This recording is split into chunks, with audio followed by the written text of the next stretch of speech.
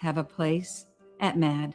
Call our 24-hour victim helpline at 877-MAD-HELP or visit mad.org. This is the KBLA Sports Minute with Ray Richardson.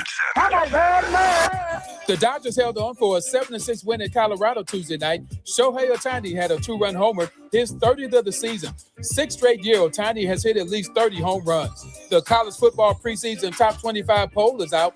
USC is number 14. The Trojans enter the season with the nation's #1 recruiting class. Top 5 schools in the preseason rankings: Ohio State, Oregon, Georgia, Notre Dame, and Texas. The entire men's basketball team at HBCU Texas Southern University participated in a campus protest Tuesday to show their support for interim head coach Sharon Chapman. The team wants the administration to name Chapman as the permanent coach. The players organized the protest with other students after learning that the administration is planning to hire Seton Hall assistant Corey Lowry. If Lowry is hired, it will be interesting to see how far the players and students take their dissatisfaction. No debates, no speculation, just the info you need. That's your KBLA Sports Minute. I'm Ray Richardson on KBLA Talk 1580. All I need is one mic. With a KBLA Talk 1580 editorial, I'm Tavis Smiley. My big mama used to say that there are 24 hours in a day, 12 hours to mind your business, and 12 hours to leave other folks' business alone. So let's talk about our business, Crenshaw Business. For over 5 years now, the good people of the Crenshaw Corridor have lived in a gated community, but not by choice. Gates, fences, barricades, limited street access, closed lots, and then some. By now, you've heard the stories from the folk who've lived this nightmare. Business owners have lost customers. A charter school lost students. A veterinarian lost clients. Churches have lost members. And still, Procrastination Crenshaw sits unfinished. And when I say sits unfinished, I mean sits unfinished. Nobody was seduced by the Jedi mind trick they tried to play when they ran that headline on the front page of a local black newspaper about the project restarting in weeks. I mean, come see for yourself. The only trucks on Crenshaw are deconstruction trucks. It took a minute, but to her credit, LA Mayor Karen Bass showed up and she's leaning in on getting our parking back. But think about this for just a second. LA is not Chocolate City, and yet we are blessed to have a black mayor and a black city council president. But where is the black city council president? Where is Marquise Harris Dawson? This is his project in his district, but he has been strangely quiet. Did you notice in the recent Los Angeles Times story about Procrastination Crenshaw that neither Marquise Harris Dawson nor Destination Crenshaw had a word to say on the record? The silence was deafening. When people ask me why the silence, all I can say is, good question. As a reminder, the Crenshaw Corridor community sent him a letter, and it laid out real demands. A public timeline, relief for the businesses that have suffered, and an audit. At the moment, the last one matters most, the audit. Here's the thing, the foundation money, the private donations, that's their business. But this project is also funded by city money, state money, and federal money. I refer you back to the front page story in that black newspaper where they all talked about this. Go read it again. In any event, it's your money. And when public money goes into a $100 million project that still sits unfinished, The public has a right to see where every dollar went. Contracts, budgets, payments, schedules. That's not too much to ask. Again, it's your money. Our letter gave Mr. Harris Dawson a deadline, Friday, September 4th, to respond. The clock is ticking, Mr. President. 12 hours to mind the public's business. And this is one of them. With a KBLA Talk 1580 editorial, I'm Tavis Smiley. As always, we welcome your feedback. How did you want it?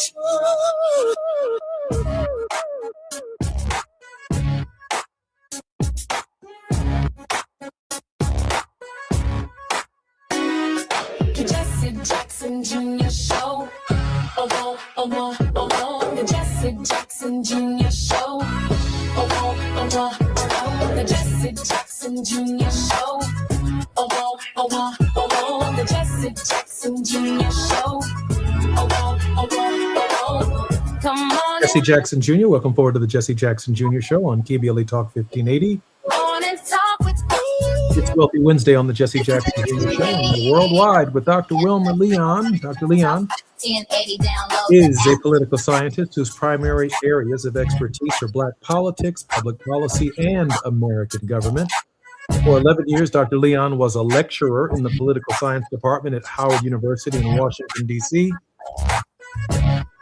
Y'all can kill the music for me. Dr. Leon is the host producer of the nationally broadcast radio show Inside the Issues with Wilmer Leon on Sirius XM Satellite Radio, Channel 126. He's the author of Politics, Another Perspective, commentary, analysis on race, war ethics, and the American political landscape in the age of Obama. Dr. Leon, welcome forward to the show. Good afternoon and hello to your audience. Dr. Leon, I can't wait to hear your takeaways and surprises from Florida, Wyoming, and Alaska. And let's end on Florida, if you don't mind. I want to talk about Byron McDonald for a moment. Go ahead, Doc. What happened? Well, okay. So what order do you want this now? Anything, but let's deal with him last. Byron Okay. McDonald. Let's save Florida for the end of this thing. Okay. Well, I think overall what we're seeing, particularly from the Democrat side of the ballot, is more and more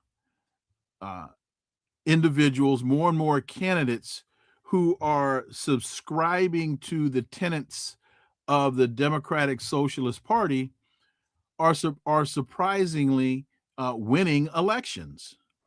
And one of the things that that's intriguing me here is how establishment Democrats don't seem to be understanding the trending of the data, because you've got a number of them a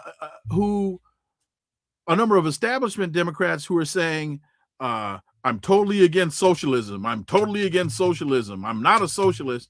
And then some of their counterparts who are in the Democratic Party, but subscribing to democratic socialist ideology, which, by the way, is very close to what the Democrats claim they're supposed to be about, are trying to distance themselves from these individuals.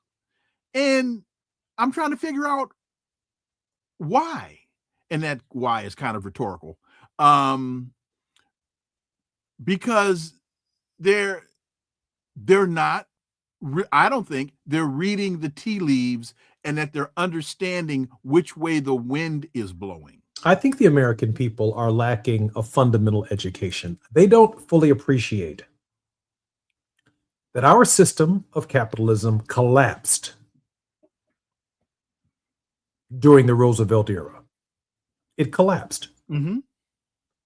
And the social benefit programs established by Franklin Delano Roosevelt, Social Security, Medicare, Medicaid, that Great Society, that New Society program that got Roosevelt elected to 4 different terms. Of course, he died in the 4th as president of the United States. Whether the American people want to acknowledge it or not, no matter how faint their memories may actually be, the Roosevelt's tenets saved capitalism. And it saved American democracy. That's right. The so-called social programs of Franklin Delano Roosevelt saved America. America was done. When one looks at the rate of poverty amongst blacks and whites and people in the country who were struggling, before Roosevelt's initiatives, the system was done. So this idea that somehow we don't believe in Medicare, Medicaid, Social Security, healthcare for all, and equal high quality education, a clean, safe, and sustainable environment for all of the American people is not foreign to the Democratic Party. That's the language that they choose to use. They don't like this concept of socialism. They don't want Karl Marx brought into this equation. With that said, it's a fact that socialism tends to move forward in a system when the wealth of the nation becomes skewed in one direction and the rest of the people have nothing, or they're eating crumbs from someone else's table. I think that's the fundamental dynamic and agenda that's in front of us. I know we're going to talk about more of this when we come forward, because I do want to, on this question, Dr. Leon, get into the Red Scare that Donald Trump is now dropping on the electorate, laying the predicate for the U.S. military to potentially do something in this election cycle because of what he now refers to as a menace and a national security threat. I'm Jesse Jackson Jr. More on KBLA Talk 1580 with Dr. Wilmer Leon today, worldwide. More when we come forward. It's afternoon drive time with Jesse Jackson Jr. Only on KBLA Talk 1580. The KBLA 1580 app puts the realest conversations right in your pocket. Stream live wherever you are in the world. No static. No searching the dial. A crystal clear connection 24/7, exactly when you want it. We recommend that you keep automatic updates enabled. Set it and forget it. So the app stays up to date with store requirements, bug fixes, and new features as we roll them out. Download the KBLA 1580 app today and stay plugged into the conversation everyone's having. Just in case you missed our Procrastination Crenshaw Town Hall.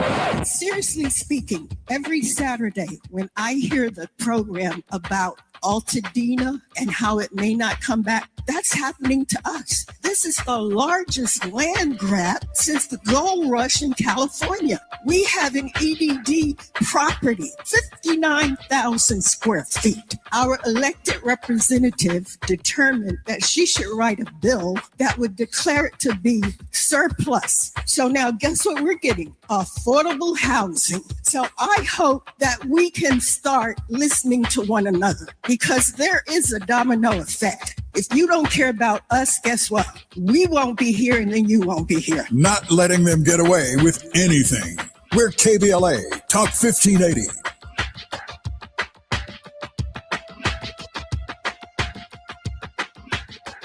What's good, KBLA delegation? I am Miles Lowe, and I'm excited to be joining the weekend lineup right here on KBLA Talk 1580. Join me every Saturday at 12 noon for the Do Better Show, where we get into the world of tech, AI, the creator economy, navigating your mental health through it all, and have conversations with founders to find out how real people are making real money right now. It's not a course, not a subscription. Class is in session every weekend, live on the air. So if you knew better, you do better, right? So let's make a better you. The Do Better Show, every Saturday, 12 noon, replaying again at 7 p.m. right here on Unapologetically Progressive KBLA Talk 1580. We got a lot to talk.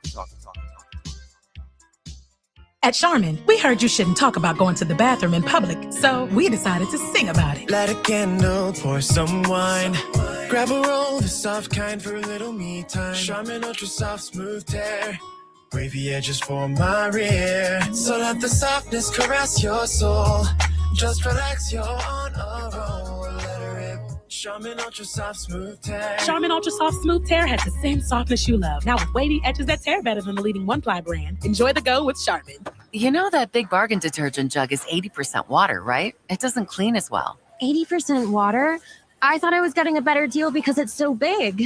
If you want a better clean, Tide Pods are only 12% water. The rest is pure, concentrated cleaning ingredients. Oh, let me make an announcement. Attention shoppers, if you want a real deal, try Tide Pods. Stop paying for watered-down detergents. Pay for clean. If it's got to be clean, it's got to be Tide Pods. Water content based on the leading bargain liquid detergent. Now back to more of Jesse Jackson Jr. on KBLA Talk 1580. The Jesse Jackson Jr. Show. The Jesse Jackson Jr. Show. The Jesse Jackson Jr. Show. The Jesse Jackson Jr. Show. King Quality drop the beat. Come on and talk with me. Come on and listen to me. Come on and talk with me. Come on and listen to me. KBLA Talk 1580. I'm Jesse Jackson Jr. Welcome forward to the Jesse Jackson Jr. Show on KBLA Talk 1580. We are worldwide on Wealthy Wednesdays with Dr. Wilmer Leon. Dr. Wilmer Leon is one of the sharpest and brightest African-American social activists in the country. Widely sought after for his opinions and his thought-provoking essays, as well as the podcast that he broadcasts nationally, Inside the Issues with Wilmer Leon on Sirius XM Satellite Radio, Channel 126. Dr. Leon, welcome forward to the show. Thank you. Let me try to be succinct with the answer to the question from the first segment, if I could, really quickly. If I could just restate the question to bring our listeners over, and that is, Donald Trump is using the Red Scare, this whole communist are coming to take us over, I think, to lay the predicate for national security or potentially military intervention because of the so-called growth or widespread success of the Democratic Socialists of America. Oh, well, before we get to that, the question you asked about the analysis of the primaries from yesterday. Oh, okay, that's fine. And so what I think that we're starting to see play out here is the reality of the failure of the economy under Donald Trump, and as in the price of gas, the price of food, the price of rent, all of these things going up, and the failure of this war.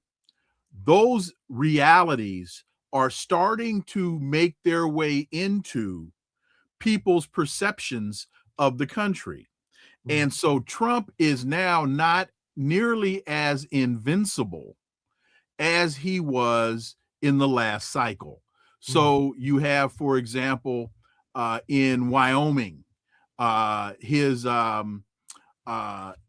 candidate that he endorsed in the gubernatorial primary, Degenfelder, she lost.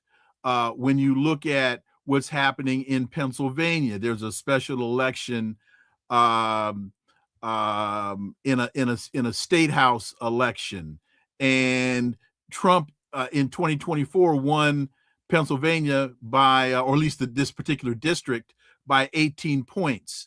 Now you've got Democrats in very close races there. So the perception of invincibility of Donald Trump is greatly in question. But we have to ask ourselves, are the Democrats dropping the ball again by focusing on the wrong thing? When Hillary Clinton ran, it was Donald Trump's a fool, blah, blah, blah, and she lost. When Kamala Harris ran against Donald Trump, Kamala Harris took the pages out of Hillary's failed playbook.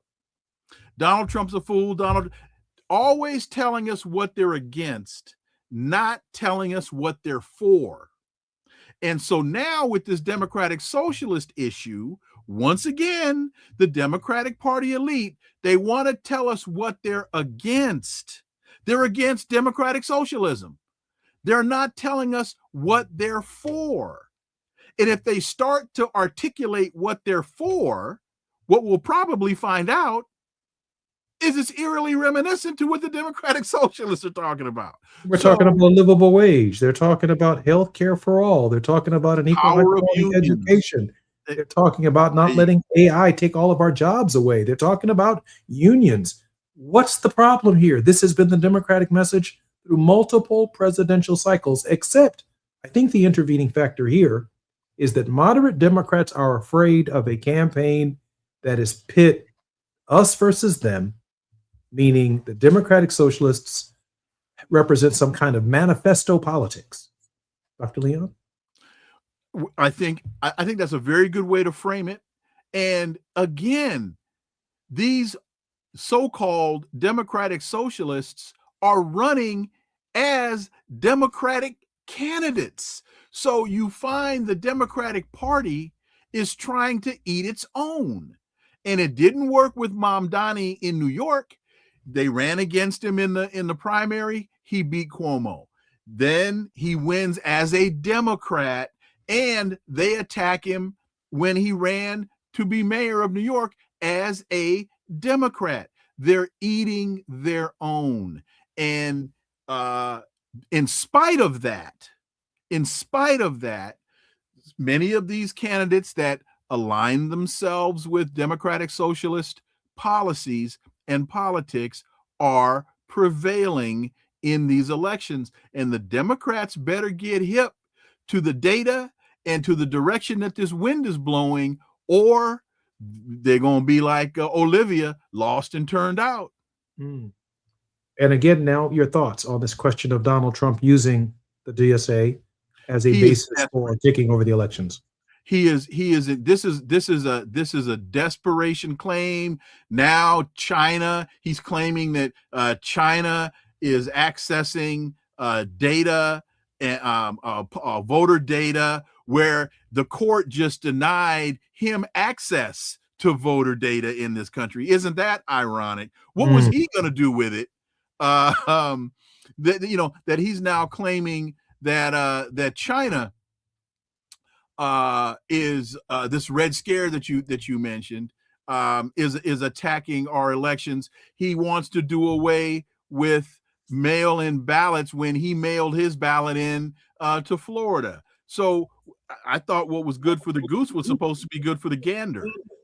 But for some reason, it's okay if he mails in his ballot, but nobody else should be allowed to mail in theirs. And quick point on mail-in balloting, people need to understand who it was that initially championed the idea of mail-in balloting. It was Republicans, so that they could accommodate Republicans who lived in rural areas, so that those individuals, primarily white people, wouldn't have to travel so far to get to the polling place. But now that people of color have gotten hip to this and are using this to their advantage, now all of a sudden there's a problem with it. Dr. Leon, can we pivot to Florida for just a moment? Sure. So this Byron McDonald's guy. You mean Ronald McDonald?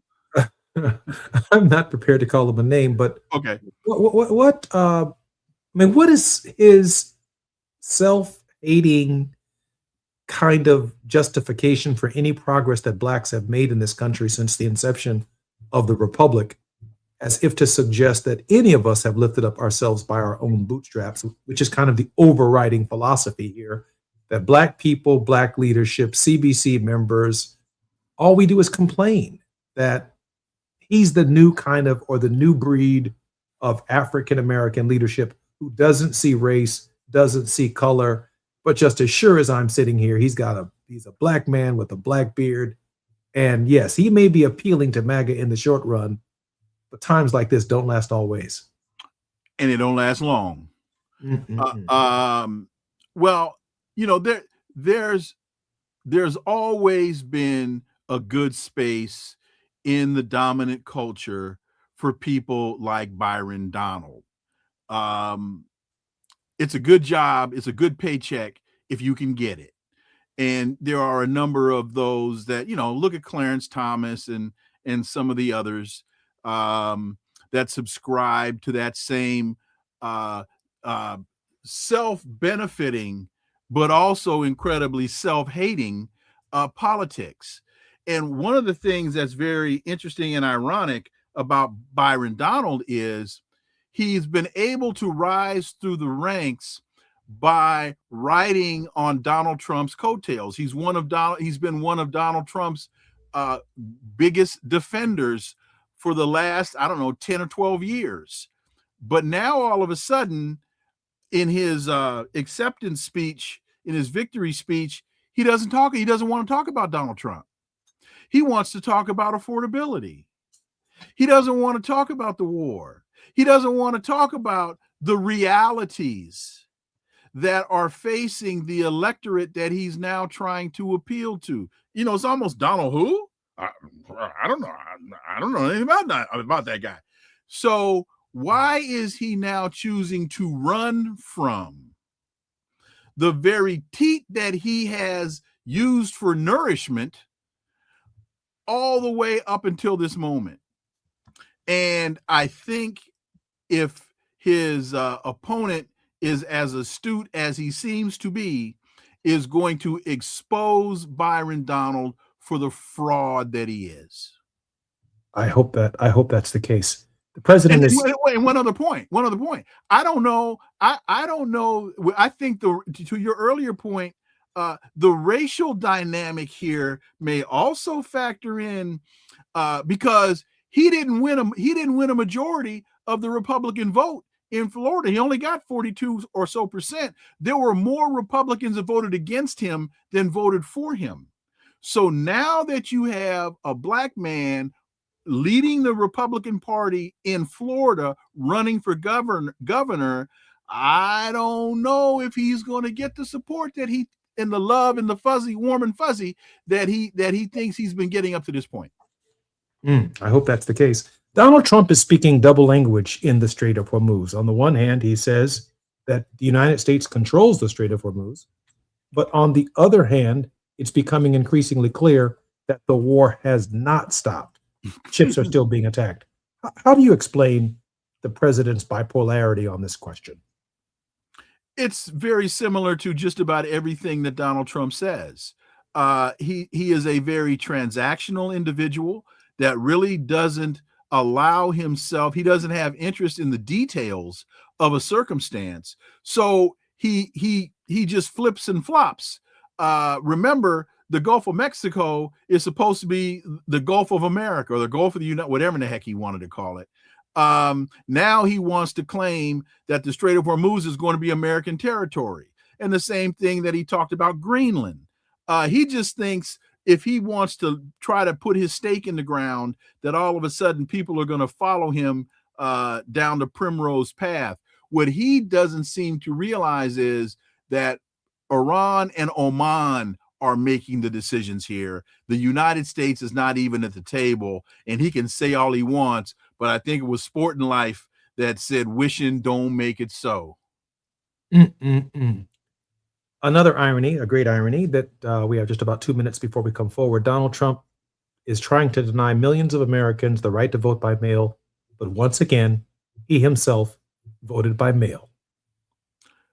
Another element of hypocrisy. And so the question is, when are the Democratic Party elite going to, they need to start just running an ad showing Donald Trump mailing his ballot to Florida, and the bottom scroll should be, when does the hypocrisy end? We're not supposed to be the United States of hypocrisy, even though a lot of our policy will tell you that we are. We're not supposed to be the United States of hypocrisy. And unfortunately, Donald Trump is clear evidence of that reality. I'm Jesse Jackson Jr. We're worldwide with Dr. Wilmer Leon. It's Wealthy Wednesday on the Jesse Jackson Jr. Show. When we come forward, Dr. Wilmer Leon and I will continue to move through the issues of our day. More on KBLA Talk 1580 in just a moment. It's afternoon drive time with Jesse Jackson Jr. Only on KBLA Talk 1580.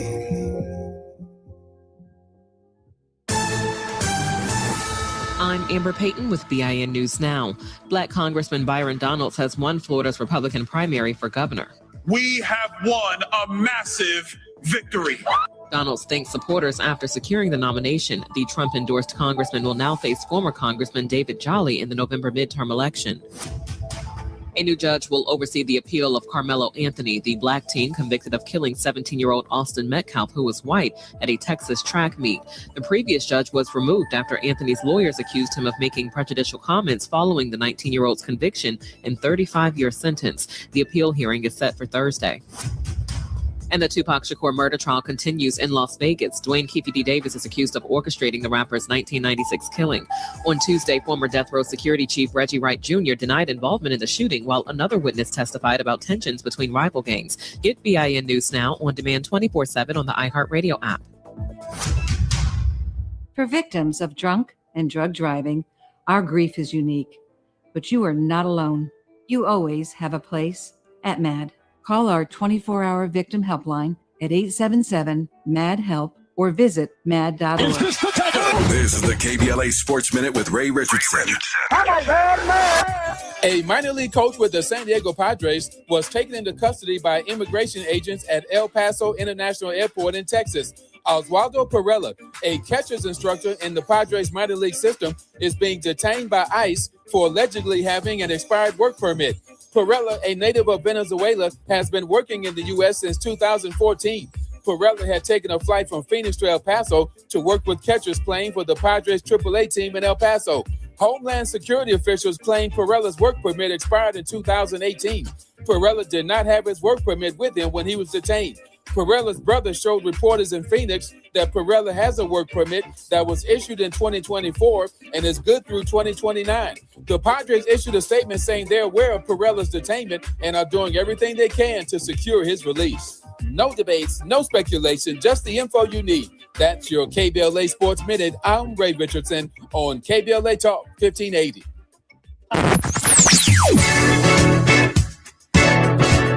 Whoa,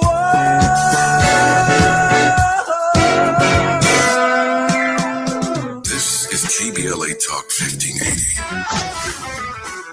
Talk radio. That's music to your ears.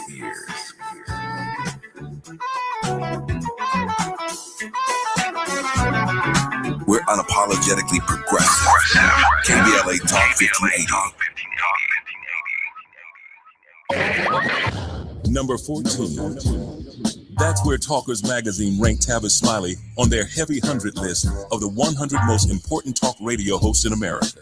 Join Tavis weekdays, 9 a.m. to noon or 9 p.m. to midnight, only on KBLA Talk 1580. We've got a lot to talk about. I'm Reverend Gerald, the life coach. Is someone you love struggling with addiction and mental illness? Is improving your family's health important? Want to leave a legacy that your family can grow? Are you ready to enhance your perception of life experiences? Then wake up weekends at 7 a.m. with Urban Family Focus and get the wisdom, opportunity, resources, and motivation to live your best life. Join the conversation on Urban Family Focus Saturday and Sunday at 7 a.m. Unapologetically progressive. KBLA Talk 1580. We've got your black.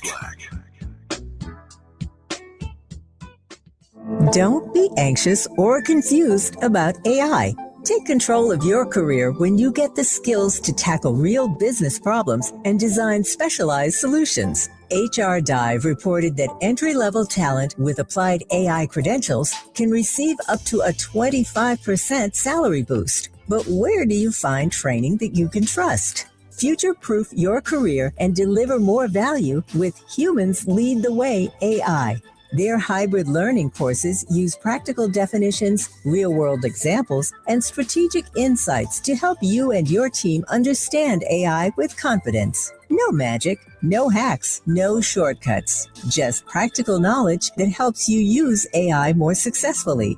Don't wait. AI can never replace people who know how to use it well. Register for courses today at humansleadtheway.com. That's humansleadtheway.com.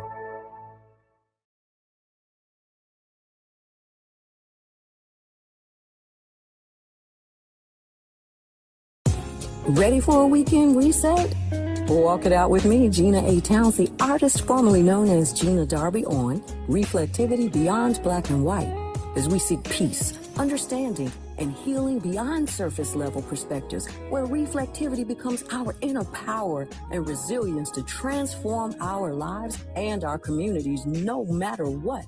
Meet me and my crazy cool guests. Join the Reflectivity family movement as we make sense of it all. Every bit, every morsel. We're going to nourish the mind, body, and soul unapologetically right here on KBLA Talk 1580. Every Saturday, 2 and 8 p.m. on the West Coast, 4 and 10 in the Midwest, and 5 and 11 on the East Coast. It's time for Reflectivity Beyond Black and White. It's not only hot, it's sizzling, and we're cooking.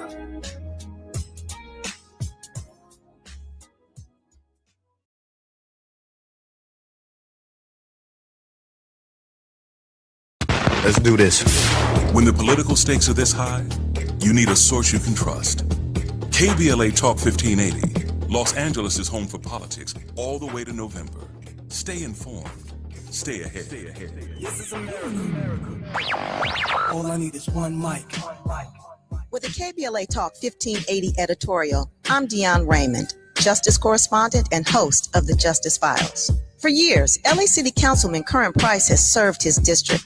And for years, he's been under a legal cloud which, frankly, looks thinner every time it's tested in court. Last Friday, a Superior Court judge refused to throw out the corruption case against Price. That's true. But listen to what the judge actually said while doing it. Judge Larry Paul Fiddler called this not a great case. Not our words, his. Price's attorney, standing right there in the courtroom, said it plainly. In denying our motion, the court acknowledged that this is not a great case. We agree. Now, that's not a ringing endorsement of a prosecution. That's a judge saying, essentially, there's just enough here to send it to a jury. Barely. The ruling itself says nothing about guilt. It's not proof of wrongdoing. What it is a low bar, cleared by a thin margin on evidence the court itself has called circumstantial. Councilman Price has pleaded not guilty. He denies the allegations. And after 3 terms representing his district, he's term limited and on his way out of office, regardless of how this case ends, which raises a fair question. What exactly is served? By dragging a longtime champion for working families in South Los Angeles through a trial that even the presiding judge doesn't sound confident about. We're not saying elected officials should not be held accountable. They should. But accountability means something different from a prosecution that struggles to convince the very judge overseeing it. Curran Price deserves his day in court, and he deserves the presumption of innocence any one of us would want for ourselves or a loved one, especially when the bench itself has doubts. With a KBLA Talk 1580 editorial, I'm Deion Raymond, Justice Correspondent and host of the Justice Files. As always, we welcome your feedback.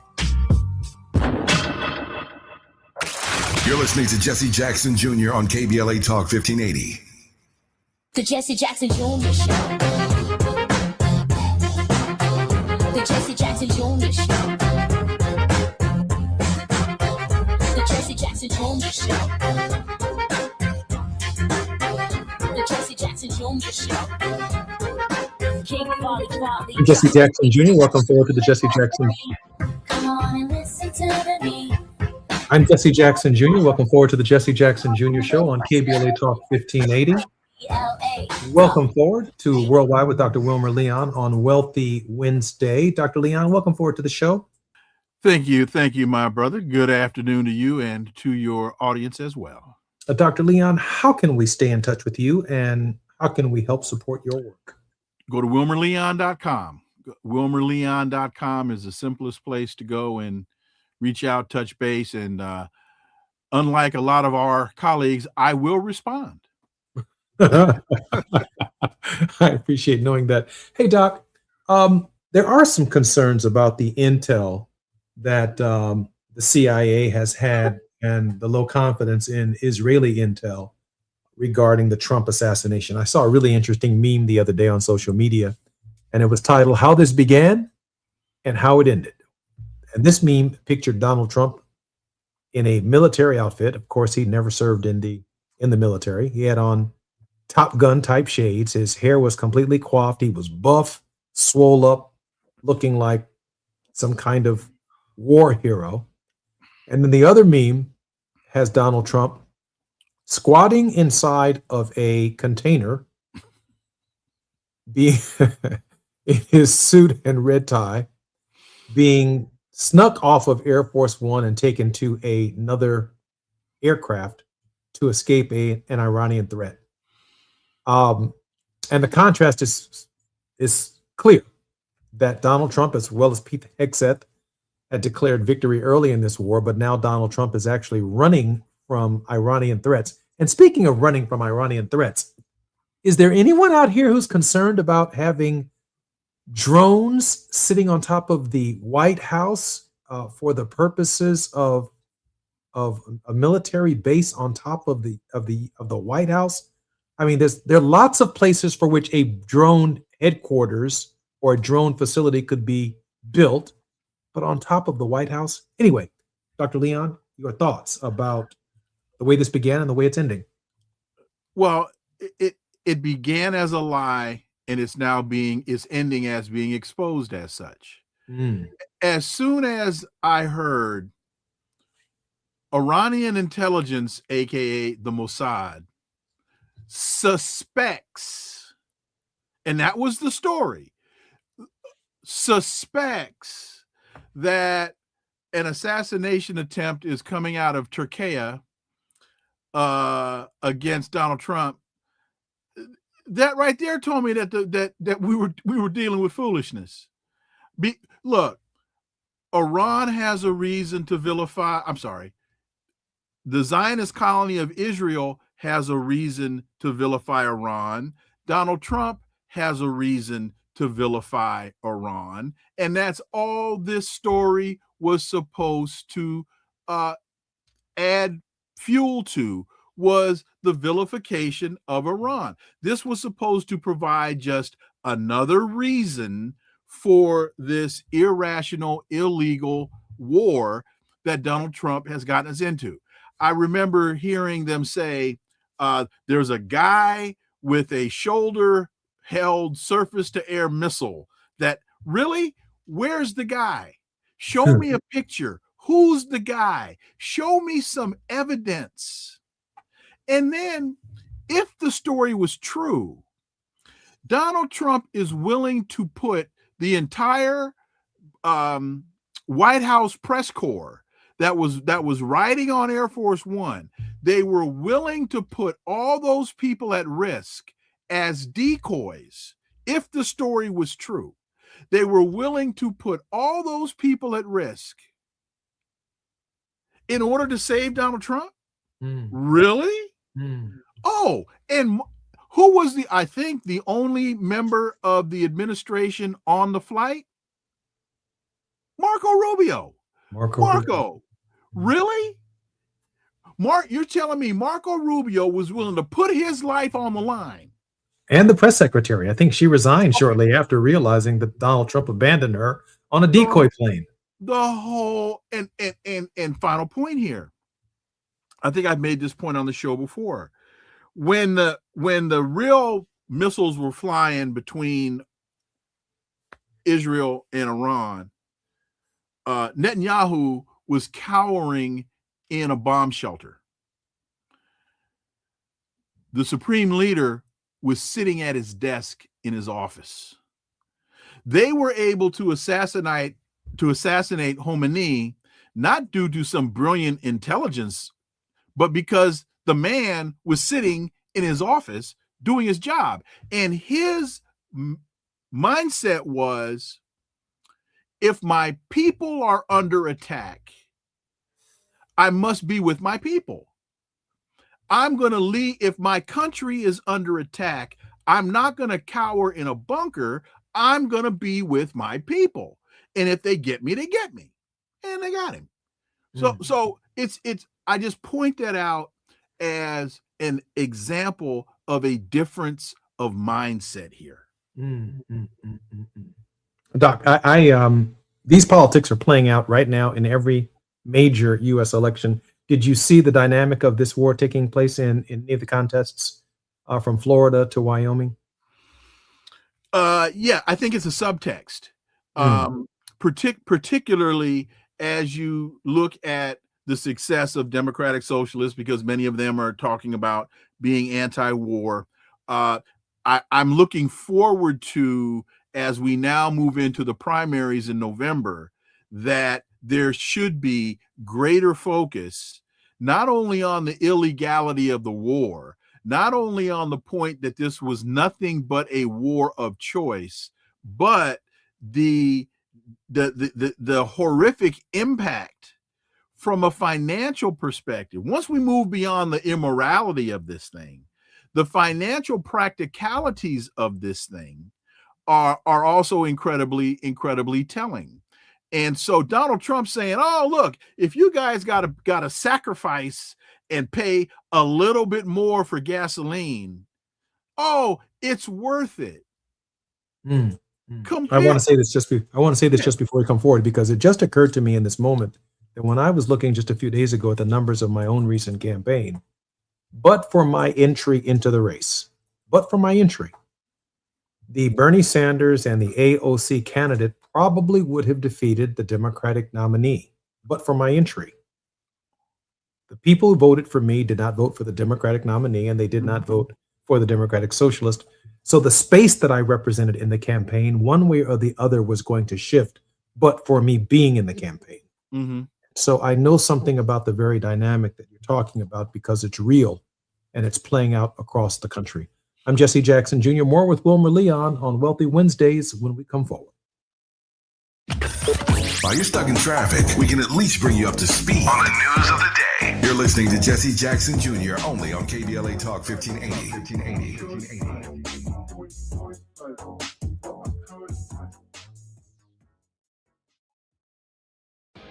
You're still glowing, flirting, grooving. You've still got it. But your immune system weakens as you age, making it harder to fight illnesses like pneumococcal pneumonia and RSV. Vaccines are a key part of any health routine and can help protect you from getting really sick. Ask your doctor or pharmacist which vaccines you need. See more at PfizerForAll.com. Sponsored by Pfizer.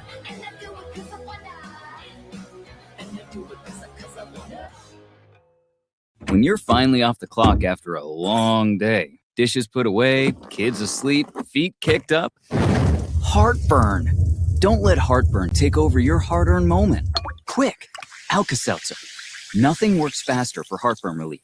Alka-Seltzer effervescent tablets begin neutralizing stomach acid in seconds, so you can get back to your one more episode marathon.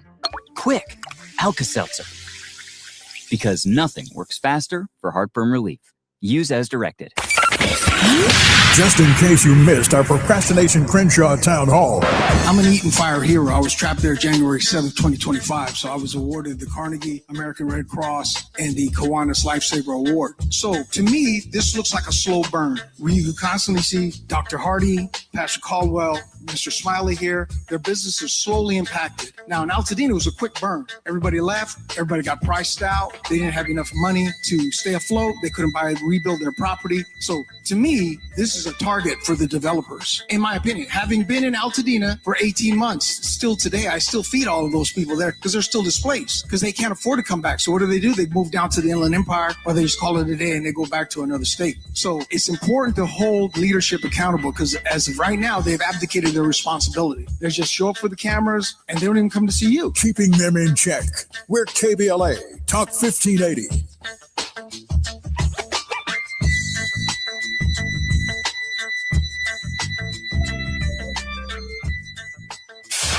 KBLA Talk 1580. We've got a lot to talk about.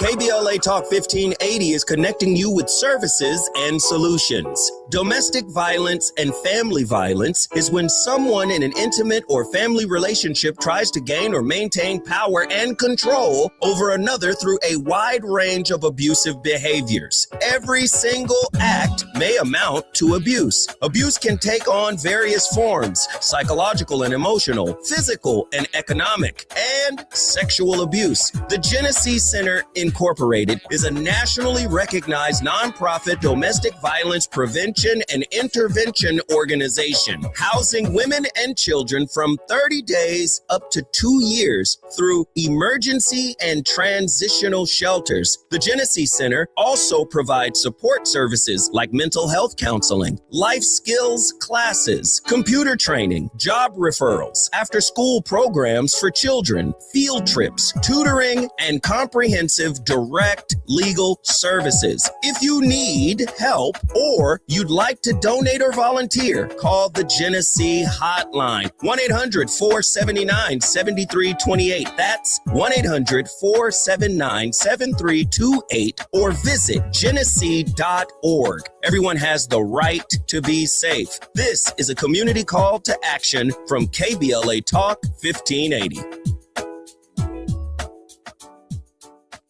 Ready to order? Yes. We're earning unlimited 3% cash back on dining and entertainment with the Capital One Saver card. So let's just get one of everything. Everything? Fire everything. The Capital One Saver card is at table 27 and they're earning unlimited 3% cash back. Yes, Chef!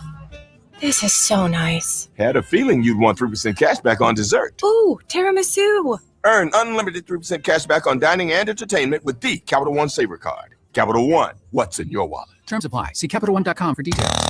Now back to more of Jesse Jackson Jr. on KBLA Talk 1580. The Jesse Jackson Jr. Show. The Jesse Jackson Jr. Show. The Jesse Jackson Jr. Show. The Jesse Jackson Jr. Show. King Quality drops the beat. Come on and talk with me. Come on and listen to me. Come on and talk with me. Come on and listen to me. KBLA Talk 1580. Download. I'm Jesse Jackson Jr. You're listening to the Jesse Jackson Jr. Show. It's Wealthy Wednesday on the Jesse Jackson Jr. Show. And in our first hour, always, we're worldwide with Dr. Wilmer Leon. Dr. Leon is the author of Politics, Another Perspective, Commentary and Analysis on War, Ethics, and the American Political Landscape in the Age of Obama. Dr. Leon, welcome forward to the show. Thank you, sir. Dr. Leon, I'm working on a comprehensive piece on Joe Biden's true legacy from my perspective. And let me first begin by saying my sincere thoughts and prayers are to the Biden family as the recent announcement from Hunter Biden that the president is struggling with a metastasized bone cancer. But one of the areas that I find fascinating when I think about the legacy of Joe Biden is a particular paragraph that I wrote in this piece that I call The True Legacy of Joe Biden is this. When Joe Biden announced for a second term in April of 2023, he was already a sick man. Not tired. That's what the Democrats said. Not old. That's what the Democrats said. He was sick.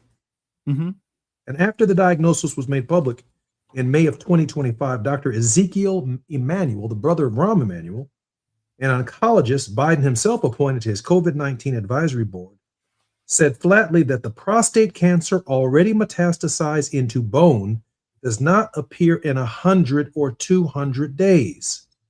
That Biden almost certainly had it at the start of his presidency in 2021. And that he did not believe there was a serious disagreement among the physicians. Jill Biden has since explained that the annual physicals missed it because screening guidelines discouraged the test of men over the 70s. And on a national television in June of this year, she asked whether her husband could have served 4 more years. She answered, not from what I know now. I'd like your comments on that part of my analysis.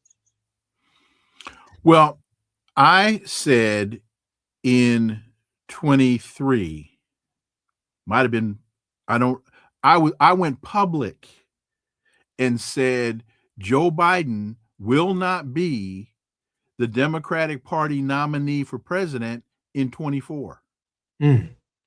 I said that on my show a number of times. So my only question to Joe Biden, now I didn't know the degree or the depths of his illnesses. I just looked at the man, listened to the man, and looked at the polling numbers and said, you can't win this, Joe. This is not going to work. So if I knew it, then Joe Biden, how come you didn't know it? That's if I saw it and said it publicly numerous times, at least a year before he backed out. It was about a year and a half when I said Joe Biden will not be Wilmer, who's it going to be? I said, I don't know the answer to that question, but I can tell you it's not going to be Joe Biden. Dr. Leon, let me read this final part that I'd like your opinion on. And I know that it's late in the program, but here we go. And here's the part I believe history will find the hardest to forgive for Joe Biden, because it has nothing to do with his health at all. It's all the arithmetic, just arithmetic. Withdrawing from the race is not the same thing as leaving an office. Joe Biden withdrew. He did not resign. Had he resigned that July, Kamala Harris would not have been a candidate for president. She would have been president of the United States. She would have taken the oath. She would have held an Oval Office, the Rose Garden, the Situation Room, Air Force One, the veto pen, and single most valuable asset in American politics, the presumption that the person already doing the job should keep it. Instead, she got a podium and 107 days. And the Constitution would have not charged a penny for it. Under 22nd Amendment, a vice president who succeeds to the presidency with less than 2 years remaining in their term may still be elected twice in her own right. Harris would have served only 6 months. 2 full terms would have remained open to her, and there was no constitutional price for that decision. This was the only personal decision, one of 2, that Joe Biden made as president of the United States, that we can trace now, with what we know now, back to the events of his health. Dr. Leon? Well, I would also throw in the war in Ukraine. That was a huge fiasco that Joe Biden took us into. And I will be more than happy to debate anybody who wants to tell me that Russia started this fight. Let's check the history, check the record, check the facts, and we can have that conversation. You're right about Vice President Harris, but I don't know that even given the advantages that you just articulated, that we would be any better off today than we were then. Here's the best example that I can give you. If he had resigned in July of that year, Kamala Harris would have been president for 6 months. Yes. It means that when the second debate came, the first debate was a disaster with Joe Biden. The second debate was the Democratic nominee, Kamala Harris. He would not have been able to wiggle out of the third debate because the sitting president of the United States demanded after the second debate that she wanted a third debate. And she won that debate by most polls, some 60% to 30%. And that would have changed the dynamic of that contest. And I am convinced that he chose to be president 6 more months. And what we've gotten for the price of that 6 months is the dismantling of Second Reconstruction. I won't debate that with you. What I'm saying is that I don't know that a President Kamala, that we would be in a different space, but I don't know that we would be in a better space. Because when asked, Vice President Harris, what will be the differences between a Biden administration and a Harris administration? And the answer was nothing. And that's the problem right there, because Joe Biden, according to John Allen, his book said, he referred to her as kiddo. Hey, kiddo. Hey, kiddo. And he specifically said to her that I do not want there to be any light between what you say and what I say. And that is the president of the United States speaking to his vice president. But if she were president of the United States, she would have been standing on her own 2 feet. She would have had to take positions in her own right. And he wouldn't be calling her kiddo. He'd be calling her Madam President. I think that's a big deal, Dr. Leon, a big deal. It is a big deal, but quickly, what did members of her staff say? She doesn't read the briefing books. She goes into meetings unprepared. She doesn't know what she's doing. Well, that's been at least 2 presidents now. Donald Trump doesn't read the briefing books. Obviously, someone was reading things to Joe Biden, and he was using the auto pen. But I know I'm handicapping the old game. I'm Jesse Jackson Jr. Dr. Wilmer Leon, thank you for being on the program. My pleasure, bro.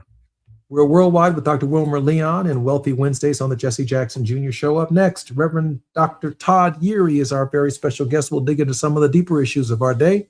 Grateful for your leadership, Dr. Leon. More on KBLA Talk 1580 in just a moment.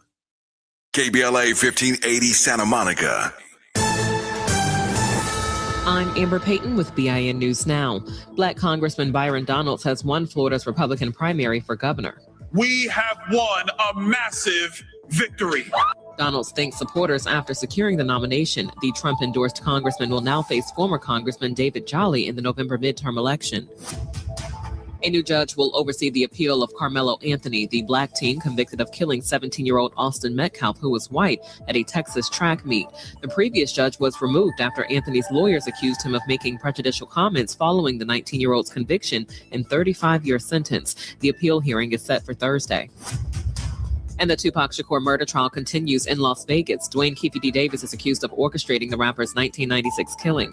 On Tuesday, former Death Row Security Chief Reggie Wright Jr. denied involvement in the shooting, while another witness testified about tensions between rival gangs. Get BIN News Now on demand 24/7 on the iHeartRadio app. For victims of drunk and drug driving, our grief is unique. But you are not alone. You always have a place at MAD. Call our 24-hour victim helpline at 877-MAD-HELP or visit mad.org. This is the KBLA Sports Minute with Ray Richardson. A minor league coach with the San Diego Padres was taken into custody by immigration agents at El Paso International Airport in Texas. Oswaldo Perella, a catcher's instructor in the Padres minor league system, is being detained by ICE for allegedly having an expired work permit. Perella, a native of Venezuela, has been working in the U.S. since 2014. Perella had taken a flight from Phoenix to El Paso to work with catchers playing for the Padres AAA team in El Paso. Homeland Security officials claim Perella's work permit expired in 2018. Perella did not have his work permit with him when he was detained. Perella's brother showed reporters in Phoenix that Perella has a work permit that was issued in 2024 and is good through 2029. The Padres issued a statement saying they're aware of Perella's detainment and are doing everything they can to secure his release. No debates, no speculation, just the info you need. That's your KBLA Sports Minute. I'm Ray Richardson on KBLA Talk 1580. All I need is one mic. With a KBLA Talk 1580 editorial, I'm Tavis Smiley. My big mama used to say that there are 24 hours in a day, 12 hours to mind your business, and 12 hours to leave other folks' business alone. So let's talk about our business, Crenshaw Business. For over 5 years now, the good people of the Crenshaw Corridor have lived in a gated community, but not by choice. Gates, fences, barricades, limited street access, closed lots, and then some. By now, you've heard the stories from the folk who've lived this nightmare. Business owners have lost customers. A charter school lost students. A veterinarian lost clients. Churches have lost members. And still, Procrastination Crenshaw sits unfinished. And when I say sits unfinished, I mean sits unfinished. Nobody was seduced by the Jedi mind trick they tried to play when they ran that headline on the front page of a local black newspaper about the project restarting in weeks. I mean, come see for yourself. The only trucks on Crenshaw are deconstruction trucks. It took a minute, but to her credit, LA Mayor Karen Bass showed up and she's leaning in on getting our parking back. But think about this for just a second. LA is not Chocolate City, and yet we are blessed to have a black mayor and a black city council president. But where is the black city council president? Where is Marquise Harris Dawson? This is his project in his district, but he has been strangely quiet. Did you notice in the recent Los Angeles Times story about Procrastination Crenshaw that neither Marquise Harris Dawson nor Destination Crenshaw had a word to say on the record? The silence was deafening. When people ask me why the silence, all I can say is, good question. As a reminder, the Crenshaw Corridor community sent him a letter, and it laid out real demands: a public timeline, relief for the businesses that have suffered, and an audit. At the moment, the last one matters most: the audit. Here's the thing: the foundation money, the private donations, that's their business. But this project is also funded by city money, state money, and federal money. I refer you back to the front page story in that black newspaper where they all talked about this. Go read it again. In any event, it's your money.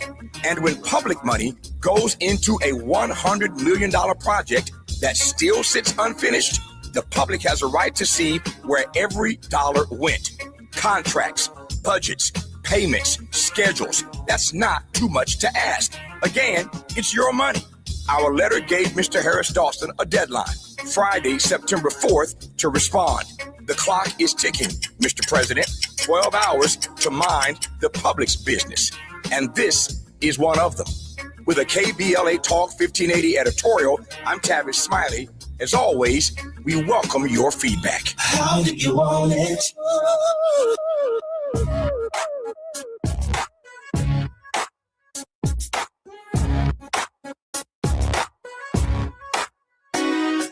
Jesse Jackson Jr. Show. The Jesse Jackson Jr. Show. The Jesse Jackson Jr. Show. The Jesse Jackson Jr. Show. Come on and talk with me. I'm Jesse Jackson Jr. Welcome forward to the Jesse Jackson Jr. Show on KBLA Talk 1580. It's Wealthy Wednesdays, and we are in the politics of our faith with Reverend Dr. S. Todd Yeary, Esquire. He is the principal of the Yeary Firm, a Maryland-based litigation and government relations firm, and also serves as the senior pastor of the Douglas Memorial Community Church of Baltimore and affiliates. Dr. Yeary's social justice work includes having served as the national board of the National Action Network, the organization run by Reverend Al Sharpton, and the International Civil Human Rights Organization founded by my father, the Rainbow Push Coalition, Reverend Jesse Jackson. Dr. Yeary, welcome forward to the show. It's Wednesday, so all right, what you got? I know you got something. Well, I've been working, and I touched upon it in the last hour, on a piece about the true legacy of Joe Biden. I don't know if you heard the two excerpts that I read, but with hindsight, now that we know he has a metastasized bone cancer, first and foremost, our thoughts and prayers are with the Biden family. I know what it's like personally to have a father with a debilitating illness, and there's nothing you can do about it. To sit back and watch the debilitation take hold, to go from conversations to no conversations, is indeed trying. And so we're certainly wishing and praying for the president's best of health. But this is not just a private citizen. This is and was the president of the United States. And so the decisions that he makes, she makes, that whoever is president of the United States make, have tremendous implications for the republic, the destiny of democracy, and our world. And I don't want to call it fair game, but I do think that we are entitled to our own analysis of the significance of of his presidency and what that legacy means. So I want to read this paragraph to you, which I read in the last hour. When Joe Biden announced for a second term in April of 2023, he was already a sick man, not tired, not old. He was sick. After the diagnosis was made public in May of 2025, Dr. Ezekiel Emanuel, an oncologist Biden himself appointed to the COVID-19 advisory board, said flatly that prostate cancer already metastasized into bone does not appear in 100 or 200 days. That Biden most certainly had it at the start of his presidency in 2021, and he did not believe there was serious disagreement about that among medical professionals. Jill has since said and explained that the analysis and annual physicals missed it because screening guidelines discouraged the test in men over 70. And on national television in June of this year, asked whether her husband could have served 4 more years, she answered, "Not from what I know now." It's possible, Dr. Uri, to insulate yourself from people who are giving you advice and solid advice to the point that you cannot hear. And this decision and the present debilitating health of Joe Biden, had he been reelected president right now, at this hour, not only would we be looking at a president who would be incapable of fulfilling the function, we may even, if he were successful, be looking at a mourning period, a state funeral, the collapse and the slowdown of, if you will, the government to some degree in this very trying era that is so polarized on political extremes.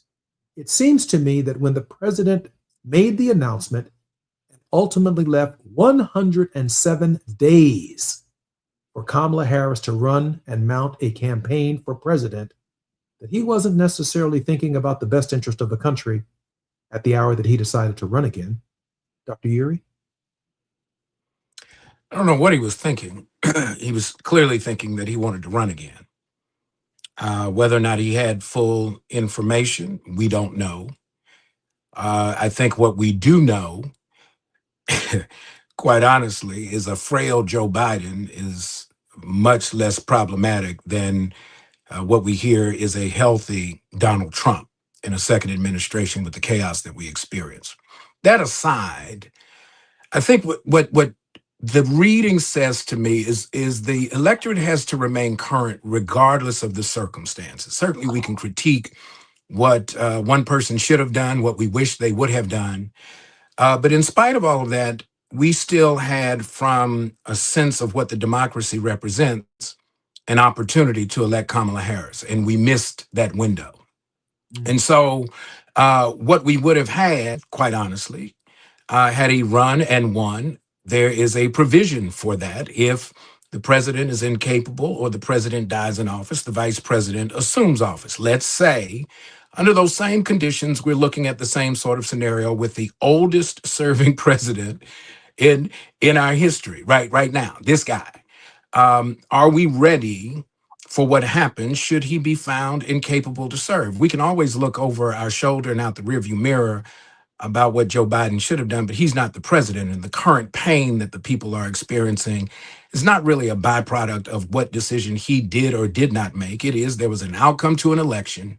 We now have a president, and this administration's policies are wreaking havoc with the concerns of the American people. We're in the Politics of Our Faith with Reverend Dr. S. Todd Uri. More when we come forward right here on KBLA Talk 1580.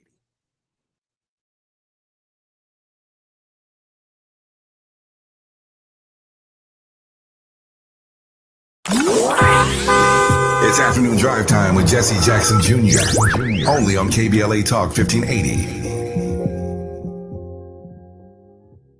The KBLA 1580 app puts the realest conversations right in your pocket. Stream live wherever you are in the world. No static. No searching the dial.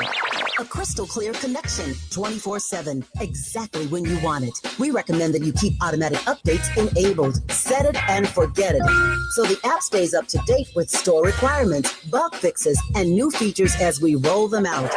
Download the KBLA 1580 app today and stay plugged into the conversation everyone's having.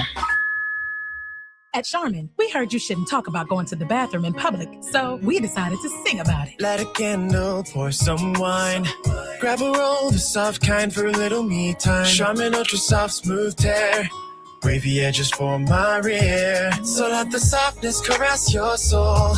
Just relax, you're on a roll. Let her rip. Charmin Ultra Soft Smooth Tear. Charmin Ultra Soft Smooth Tear has the same softness you love, now with wavy edges that tear better than the leading one-ply brand. Enjoy the go with Charmin. Just in case you missed our Procrastination Crenshaw Town Hall. My name is Asaka Umoja. I'm with the Hyde Park Organizational Partnership for Empowerment, which is at the southern end of Crenshaw. And this community has been greatly impacted. As a matter of fact, one of the things that we're most concerned about is just being totally neglected. And what I mean is being excluded from the process. When this project first started, they should have made sure that our organization, since we were most impacted, was in there. So we've been excluded we've seen commercial properties be taken for art projects. And we're very concerned about these are spaces that could help build economic growth and development in the community. And what this community needs more of is economic development, not art. I mean, I like art. It's a good thing. But they're putting the cart before the horse, because without a solid economic foundation, what they are calling cultural tourism absolutely has no significance and no meaning. And this community is going under if we don't stop and do something to help build that economic foundation and support the businesses that are the tax base for this community to build the kind of services that we need. And the response from our leadership is totally inadequate. Holding them accountable. We're KBLA Talk 1580. Self-destruction. Yeah, for self-destruction. Self-destruction. Yeah, for self-destruction. You have something to say, and we want to hear it. KBLA Talk 1580 is engagement radio, not outrage radio. A place where your hopes, your frustrations, and your ideas are welcome 24 hours a day, 7 days a week. Real talk, real people, real Los Angeles. KBLA Talk 1580, the station that sounds like the city looks. Tune in on your AM radio dial at 1580. Download our free KBLA 1580 app or listen live on our website at KBLA1580.com. Unapologetically progressive. Now back to more of Jesse Jackson Jr. on KBLA Talk 1580. The Jesse Jackson Jr. Show. The Jesse Jackson Jr. Show. The Jesse Jackson Jr. Show. The Jesse Jackson Jr. Show. King Volley Volley drops the beat. I'm Jesse Jackson Jr. Welcome forward to the Jesse Jackson Jr. Show on KBLA Talk 1580. It's Wealthy Wednesday, and we're in the politics of our faith with Reverend Dr. S. Todd Yeary. Dr. Yeary, civil rights attorney, a public policy advocate. He holds a deep belief that honest dialogue creates opportunities to form strategic partnerships that strengthen families and communities. Dr. Yeary, welcome forward to the show. Sometimes they just say you're a brother from another mother. We've been hanging around the same places, and your parents have been near and dear to me.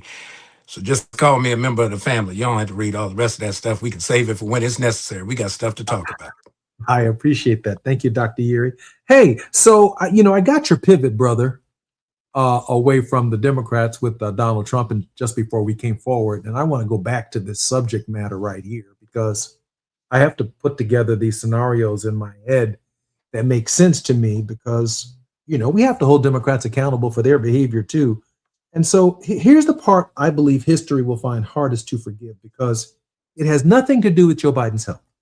It's arithmetic. Withdrawing from the race is not the same thing as leaving an office. Joe Biden withdrew. He did not resign.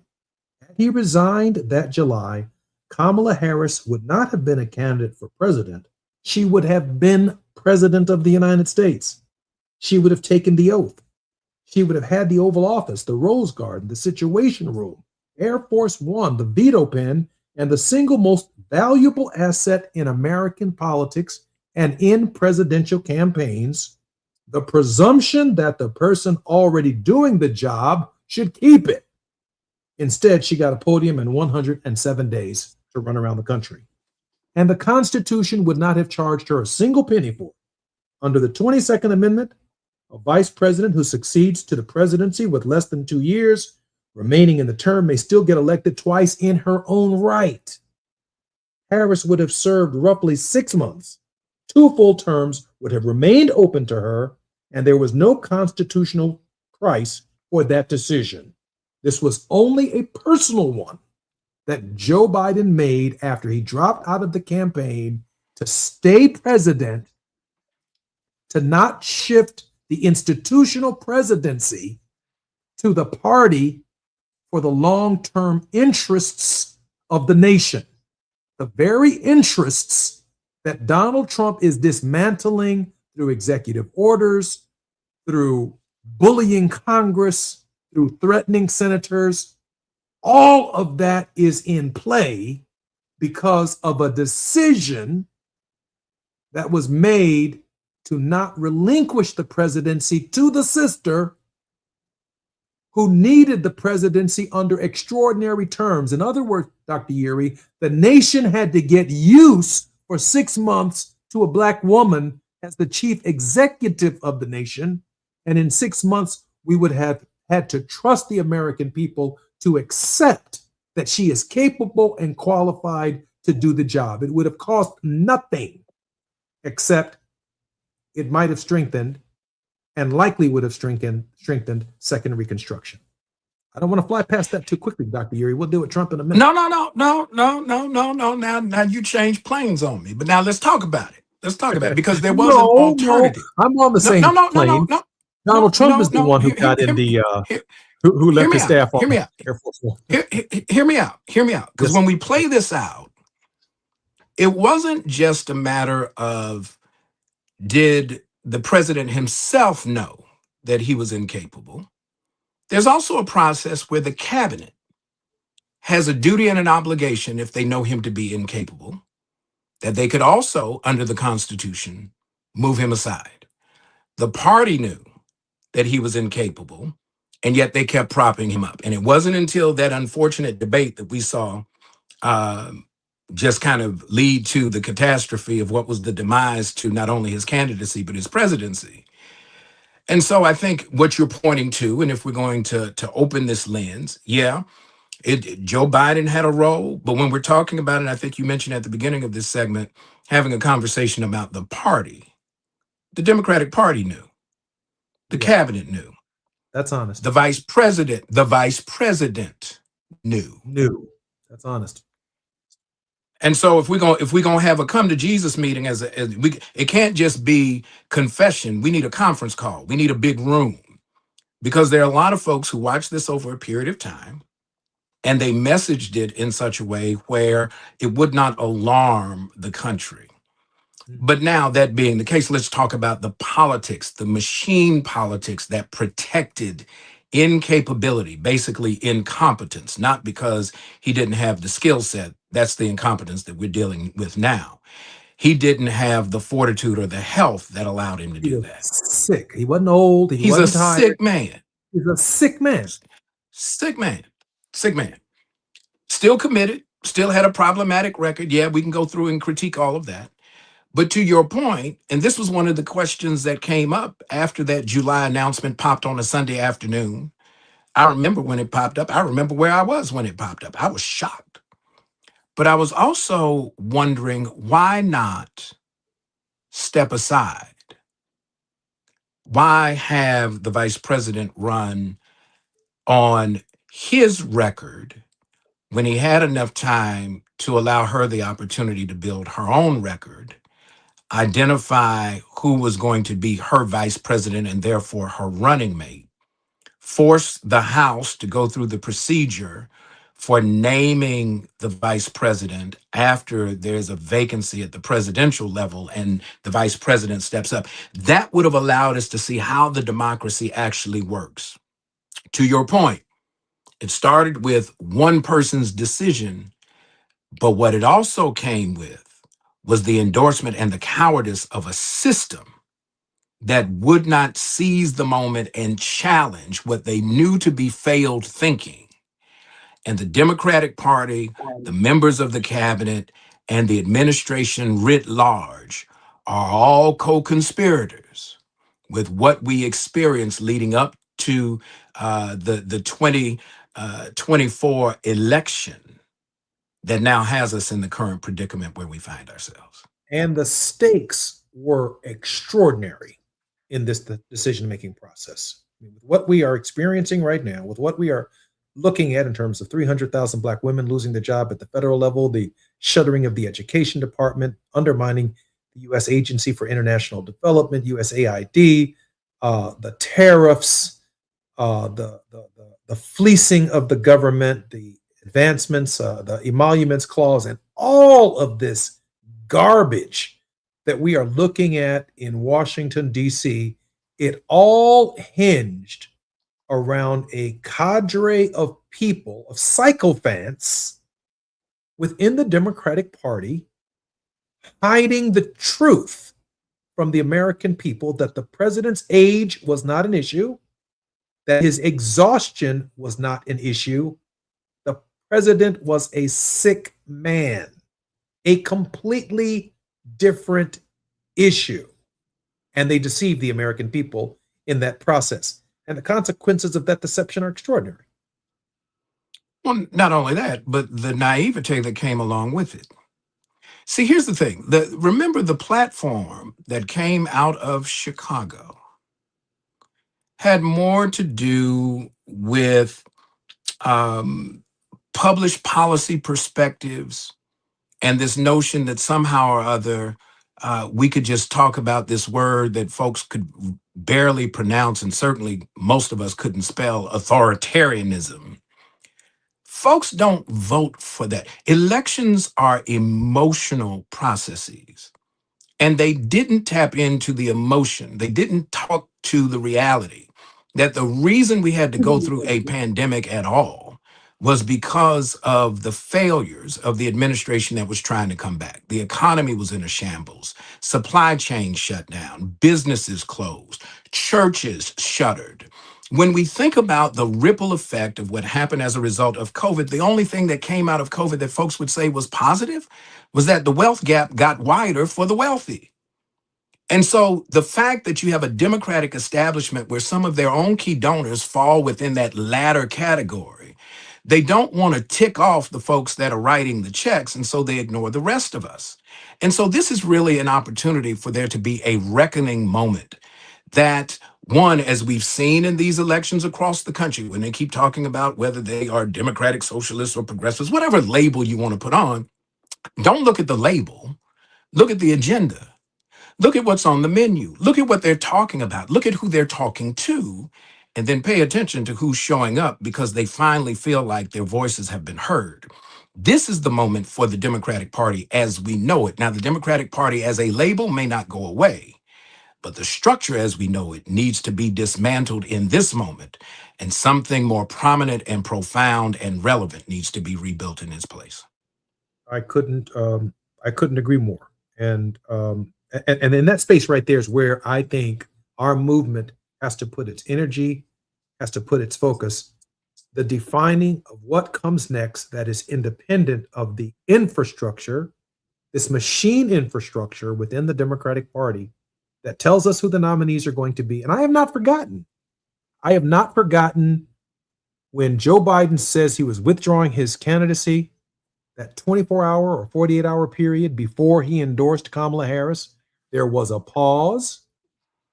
And then as Democrats and the infrastructure began, as the momentum began moving very quickly in Kamala Harris' direction towards a consolidation, I will not forget, nor must we forget, the infrastructure that said they wanted an open convention in Chicago. And the governors and Democratic elites who were pushing for that at the Democratic convention, which would have left us even less time to campaign against Donald Trump in the fall. Certainly a disaster in the making. Well, it has consequences. It has consequences because Kamala Harris is considering running for president of the United States again.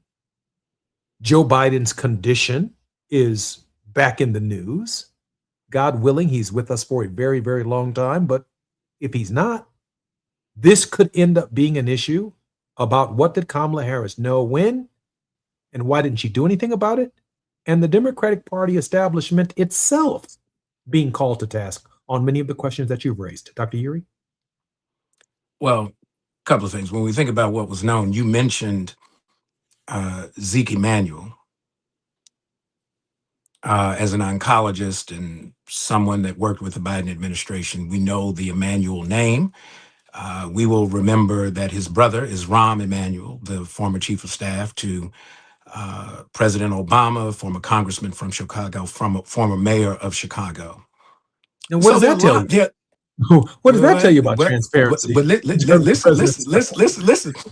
I'm trying to build the intrigue. You want me to cut across the field? I'm just kind of laying it out, like, I'm trying to be the reincarnation of Arsenio Hall, talking about things that make you go,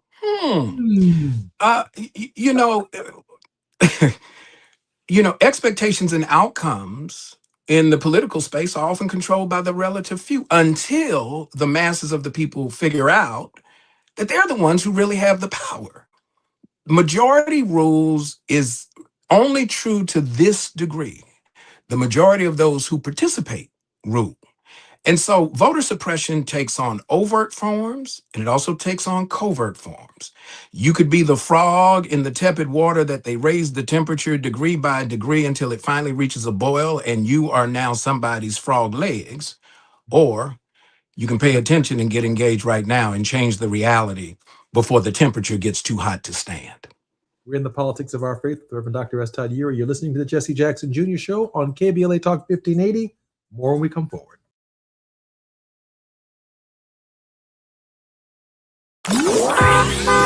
It's afternoon drive time with Jesse Jackson Jr. Only on KBLA Talk 1580.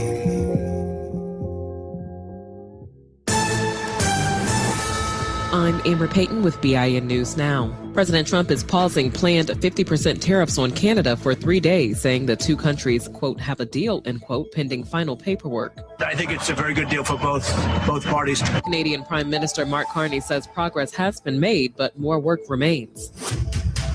Mississippi lawmakers are facing pushback over proposed new political maps. At a hearing Tuesday, residents warned redistricting could weaken Black political representation and divide communities. Republican leaders say they're gathering public input before possible action this fall. And the race for St. Petersburg, Florida mayor is now between former Governor Charlie Crist and incumbent Mayor Ken Welch. Crist led Tuesday's six-candidate primary with about 35% of the vote, while Welch advanced with roughly 21%. The November runoff pits the longtime Florida politician against St. Petersburg's first Black mayor. Get BIN News Now on demand 24/7 on the iHeartRadio app. For victims of drunk and drug driving, our grief is unique, but you are not alone. You always have a place at MAD. Call our 24-hour victim helpline at 877-MAD-HELP or visit mad.org. This is the KBLA Sports Minute with Ray Richardson. A minor league coach with the San Diego Padres was taken into custody by immigration agents at El Paso International Airport in Texas. Oswaldo Perella, a catcher's instructor in the Padres minor league system, is being detained by ICE for allegedly having an expired work permit. Perella, a native of Venezuela, has been working in the U.S. since 2014. Perella had taken a flight from Phoenix to El Paso to work with catchers playing for the Padres AAA team in El Paso. Homeland Security officials claim Perella's work permit expired in 2018. Perella did not have his work permit with him when he was detained. Perella's brother showed reporters in Phoenix that Perella has a work permit that was issued in 2024 and is good through 2029. The Padres issued a statement saying they're aware of Perella's detainment and are doing everything they can to secure his release. No debates, no speculation, just the info you need. That's your KBLA Sports Minute. I'm Ray Richardson on KBLA Talk 1580. You can't fix what you won't face. And we face it every day. This is KBLA Talk 1580. We've got a lot to talk about. I'm Reverend Gerald, the life coach. Is someone you love struggling with addiction and mental illness? Is improving your family's health important? Want to leave a legacy that your family can grow? Are you ready to enhance your perception of life experiences? Then wake up weekends at 7 a.m. with Urban Family Focus and get the wisdom, opportunity, resources, and motivation to live your best life. Join the conversation on Urban Family Focus Saturday and Sunday at 7 a.m. Unapologetically progressive. KBLA Talk 1580. We've got your black.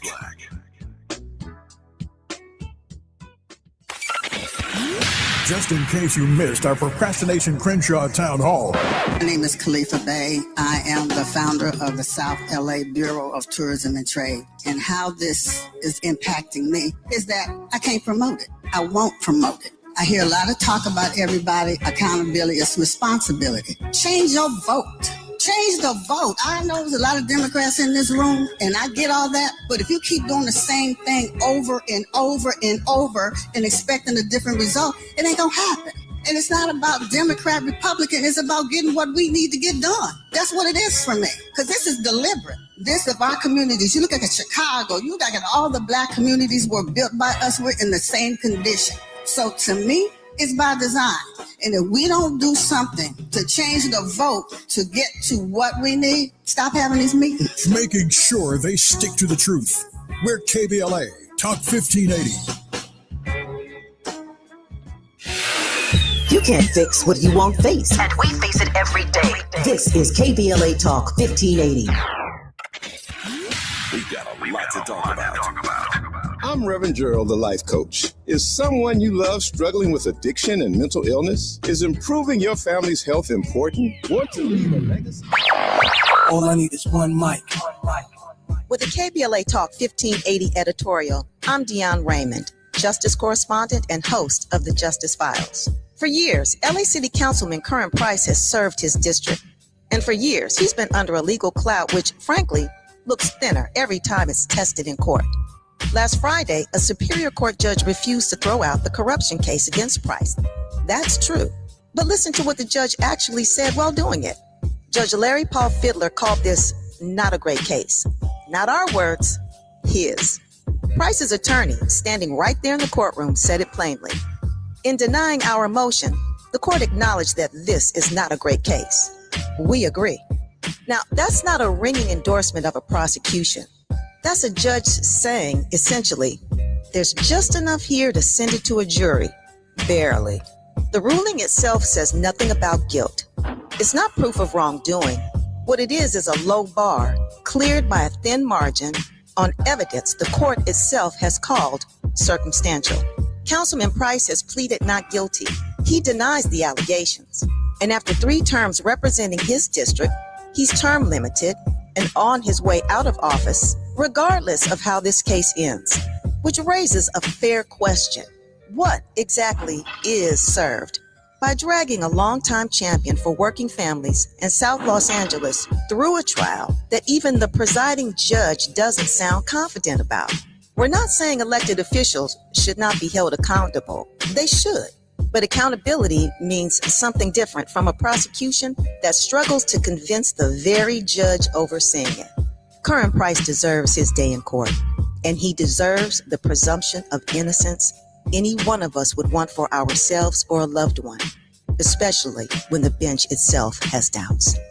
With a KBLA Talk 1580 editorial, I'm Deion Raymond, Justice Correspondent and host of the Justice Files. As always, we welcome your feedback. You're listening to Jesse Jackson Jr. on KBLA Talk 1580. The Jesse Jackson Jr. Show.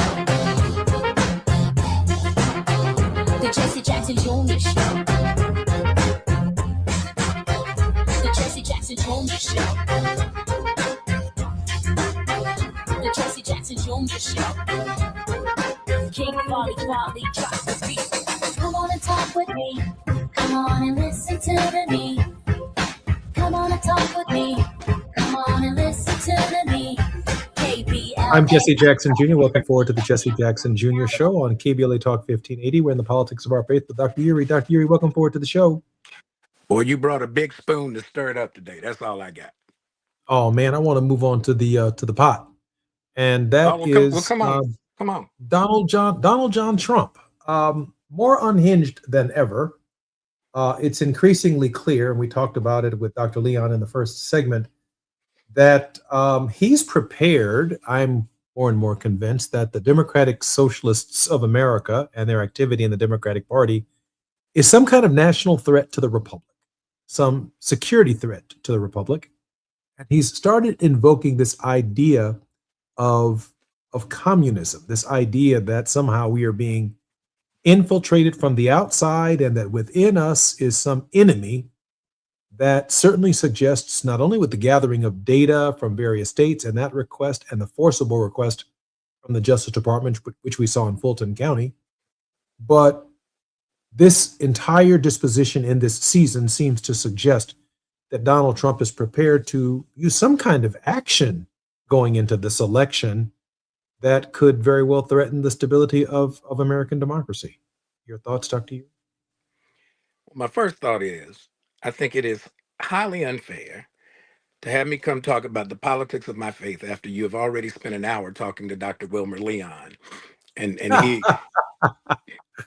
He done already stirred up some, I need to at least know what did he serve so I don't come up in here serving milk toast after he has jumped in the deep end of the pool. Oh no, you're in deep water, Doc. You're in deep water. I love Dr. Leon and we have a good time talking. Basically, he's given an assessment. This is not like a discovery. This ain't like Christopher Columbus, in 1492 he sailed Columbus sailed the ocean blue, got lost, and then came up and decided that he was going to discover something that had already been named for somebody else. It ain't that kind of foolishness. It is, though, that we've seen the pretext of this administration from the earliest days upon its arrival. Seizing ballots, going in, asking for voter rolls from states, having to go to court to protect the integrity and the credibility that the states are actually responsible for elections. Because when we elect, say, a president, we have a single outcome, but you actually have 50 different elections. And the states then are electing their electors to go represent their voices when the Electoral College convenes. And so because we haven't thought about this president is trying to create a pretext. He knows that the writing's on the wall, that if he goes into his lame duck Congress of his last 2 years and he doesn't have control of both houses, gridlock's going to set in. And if he loses control of the House where the money starts, and he then loses the ability to control what the committees do in terms of the gavel, that's when he knows he's got trouble. And so what he's doing is he's basically doing what we heard as kids. Remember as kids, we heard about this entity, this thing called the boogeyman. So he said that the boogeyman is loose again, y'all. The boogeyman's loose. And the reason he's saying the boogeyman is loose is if you look at who the Democratic Socialists resemble, those who are winning, they actually got a little pigment to them. So now you got these brown people infiltrating the process, speaking more broadly and not holding the white Christian nationalism, male-dominated framework that gets kind of pulled over everybody's eyes. And the old dude in the White House is like, oh, I've seen this before, the boogeyman. So what does he do? He appeals to the fear, the innate fear driven by institutional and structural racism, white supremacy, and he's trying to scare basically a lot of white people in being afraid of these brown people coming with these agendas that are more inclusive. And so he starts talking about everybody from El Sayed, who won in Michigan, to anybody else. So let's be real clear on what this is. But what we have to say to our white colleagues is y'all can't take debate either. Stop letting this dude play y'all for stupid, like That's right. somehow or other that the agenda does not affect y'all too. This ain't That's about right. black and white. This president is fighting over green. Full stop. Absolutely. Full stop. I appreciate that, Doc. Doc, let me ask you a question. I'd like to pivot for a second because something fairly extraordinary is once again happening on August 28th, and I want to congratulate Reverend Sharpton and Martin Luther King III for having the wherewithal and the presence of mind to recognize that unlike many August 28th marches on Washington, D.C., this march on Washington, D.C. takes on a very different meaning, a fundamentally different meaning. And I'd like you, because we do have about 3 minutes before we come forward, if you don't mind, Doc, contextualize from 63 to 2026. What is the road that we have traveled to get to this moment? And what would you like to hear on August 28th? Did our beloved producer slide you that note so that she didn't have to put her voice behind trying to make that pivot? Did she set me up, or did you come up with that? I came up with that just now because I know your mind can handle it. If we go back to the lead up to 1963, when I was finishing law school, my cert paper was on some of the cases that the late Justice Thurgood Marshall had championed when he was at the NAACP. And along the way, I was looking at the information about the lead up to the March on Washington, and we truncate the name. It was the March on Washington for Jobs and Freedom. It wasn't just a march because we were trying to get exercise. It was a march because we were demanding economic participation and political liberation. That was the agenda. The fact that we are having this march, not just as commemoration, this isn't about nostalgia. It's about the ongoing obligation to keep the fight going until the ends and the objectives have been achieved. We still have job, wage gap, wealth gap. We still have disparities between communities. We still have issues about where folks can and cannot go in their very persons in this moment, where it's not just the immigrants that are under attack, the citizens are too. And so this march is about jobs and freedom, economic and political equality, full participation. And so we don't just applaud Reverend Sharpton and Martin Luther King III, they call him Marty. We don't just clap for them, we join with them, we hold up their arms, and we keep the struggle going because the fight ain't over yet. Oh, I also want to take this opportunity to thank Reverend Sharpton, who has, I found out today, invited my younger brother, Yusef Jackson, the CEO and president of the Rainbow Coalition, to speak at the March on Washington, August the 28th. Very much looking forward to hearing Yusef's remarks, should he choose to accept, and I believe that he will.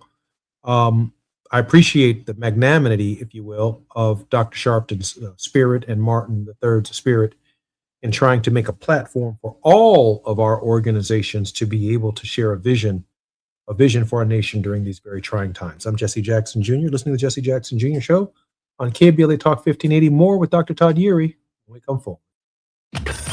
While you're stuck in traffic, we can at least bring you up to speed on the news of the day. You're listening to Jesse Jackson Jr. only on KBLA Talk 1580.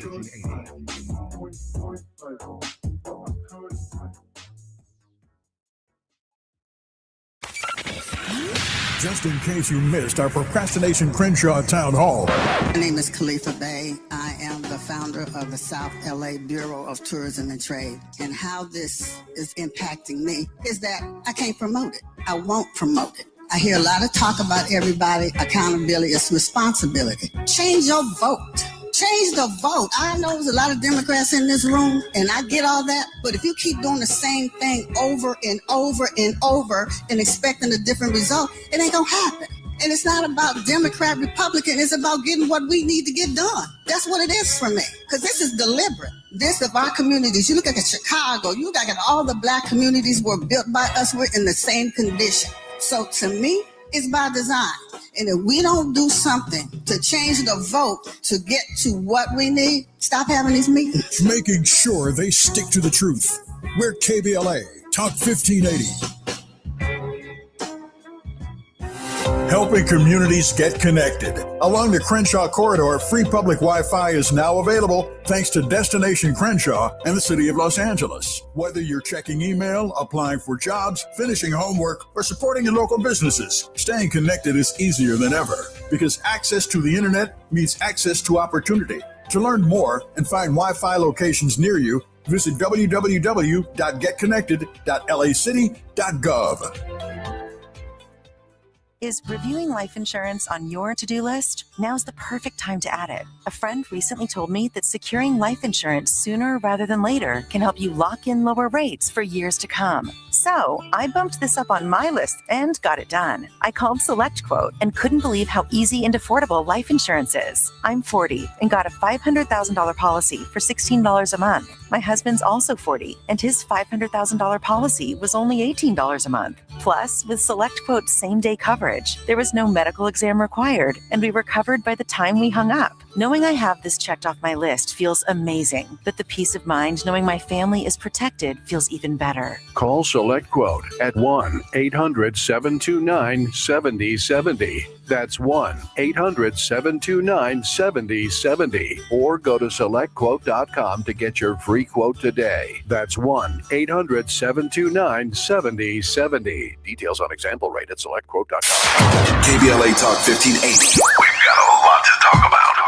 KBLA Talk 1580, connecting you with services and solutions. These are hard times for housing in America. Too many in our community face barriers to safe housing, behavioral health care, and affirming spaces for healing, particularly those impacted by poverty and stigma or incarceration. Rooted in South LA, Ahmad supports impacted communities through housing, wellness, and leadership development. Ahmad provides culturally responsive, peer-led support from transitional housing and mental health services to leadership development and youth empowerment. They offer safe, affirming houses for youth, transgender women, and formerly incarcerated individuals. Therapy and peer support with a focus on healing trauma in Black communities. HIV prevention and care, free testing, education, and wraparound services for whole person wellness. Standing in the gap with health, housing, and hope. Reach out to Ahmad Institute at 323-569-1610. That's 323-569-1610. Or visit amaad.org.